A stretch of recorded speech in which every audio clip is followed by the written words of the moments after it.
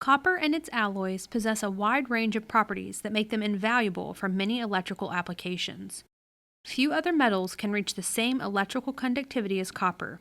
Copper's combination of conductivity, ductility, strength, and efficiency make it the optimal conductor of choice in service wires cable constructions. Electrons move freely through copper, making it a good conductor of heat and electricity. Copper is considered 100% conductive.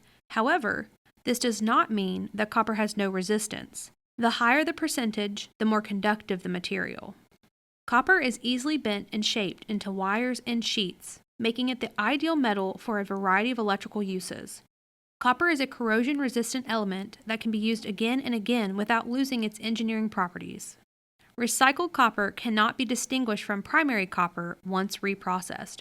Because copper can be recycled, it extends the efficiency of its use. This results in energy savings and contributes to ensuring there is a sustainable source of metal. There are 4 different conductor types: concentric stranding, compressed stranding, compact stranding, and solid conductor. Conductors have lower electrical resistance, smaller diameter, and are more efficient when the gaps between each strand are smaller. However, the more compacted the strands, the less flexible the cable. Concentric stranding consists of multiple strands twisted together. More strands equal more flexibility. Compressed stranding consists of multiple strands twisted and compressed together for a 3% reduction in the overall diameter of the wire. Compact stranding consists of multiple shape strands compacted together for a 9% reduction in the overall diameter of the wire. By comparison, a single solid conductor has a 15% reduction in the overall diameter. Popular twist options available for stranded conductors include concentric lay and unilay. Concentric lay stranding consists of a central wire surrounded by one or more layers with lay direction reversed for successive layers. Unilay stranding is the same as concentric, except the lay direction is the same in each layer. Service wire uses both unidirectional unilay and combination unilay. Service wire's bare copper is available as a bare conductor or as an insulated conductor. Bare copper is available in varying degrees of hardness: hard drawn, medium hard drawn, or soft drawn. Service wire offers 3 forms of bare copper: solid, stranded, and tinned. Solid conductors are available bare or tinned, soft or hard drawn, in 18 gauge through 4/0. They are suitable for use in electrical grounding systems and on insulators for overhead transmission and distribution applications. Solid conductors retain shape but are more difficult to form than stranded wire. Stranded conductors are available bare or tinned, soft, medium hard, or hard drawn, in 16 gauge through 750 kc mil compressed 7 through 61 strands. They are suitable for use in electrical grounding systems, including counterpoise grounding, and on insulators for overhead transmission and distribution applications. Stranded conductors offer greater flexibility than solid conductors. Tinned copper is primarily used for both corrosion protection and ease of soldering. The thin layer of tin greatly enhances the longevity of the conductor in applications with long-term exposure to salt or sour gases that would otherwise corrode uncoated copper and weaken its integrity. Tinned copper is also easier to solder to connections where required. Tinned conductors per ASTM B33 are preferred over lead alloy coated per ASTM B189. However, tin-coated copper has a slightly higher electrical resistance than bare copper. The American Society for Testing and Materials has established standards for stranded conductors. ASTM stranded classes are identified by a series of letters such as Class A, Class B, and Class C. Each class represents a different conductor configuration with a varying number of strands for a designated application. Concentric lay stranding, where the central wire is surrounded by successive layers with lay direction reversed, is broken down into Class A, Class B, Class C, and Class D.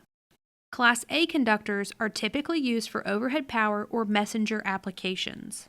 Class B, C, and D conductors are for general power cables like THHN and XHHW-2. Class C offers more flexible stranding than Class B, and for very rare applications, Class D provides additional flexibility. Rope lay and bunch stranded conductors are represented by classes G, H, and K. Class G stranding is for flexible cables for portable use. Class H is for cables that require extreme flexibility, such as use on highly mobile equipment. Class K represents stationary service cables, like switchboard instrumentation cable. This stranded class is generally found in cables size 8 gauge and smaller. Service wire offers Class A, Class B, Class C, and Class K stranding. We only offer Class K through 10 gauge. The most common service wire stranding is Class B and Class C. Bare copper is primarily used in electrical grounding systems and counterpoise grounding. Grounding or earthing is the process of connecting the conductive parts of an electrical installation to the ground or earth. The neutral point of the power system is connected to the earth to avoid danger from electrical energy discharge. Grounding doesn't mean that the circuit is physically connected to the ground, but rather its potential is zero with respect to other points. Earthing, however, means that the circuit is physically connected to the ground, which is 0-volt potential to ground earth. System grounding helps detect and clear ground faults. Equipment grounding provides a return path for ground fault current. Static grounding prevents the buildup of static electricity, reducing the chance of fires or explosions where hazardous materials are handled. Lightning protection grounding helps protect structures and equipment from direct strikes. Overhead ground wires and surge arresters connected to ground can limit dangerous system overvoltages to safe values. Like grounding, bonding works to ensure all components are on a ground fault path, protecting people and equipment. Systems that are bonded but not grounded are called floating systems and do not offer the same level of protection. Bonding is the permanent joining together of metallic parts to form an electrically conductive path between equipment, housing, and panels. This path must have the capacity to safely conduct any fault current in order to protect from electric shock in the event of an electrical fault, surge, or lightning strike. The electricity will flow through the bonded components, which should also be grounded to earth.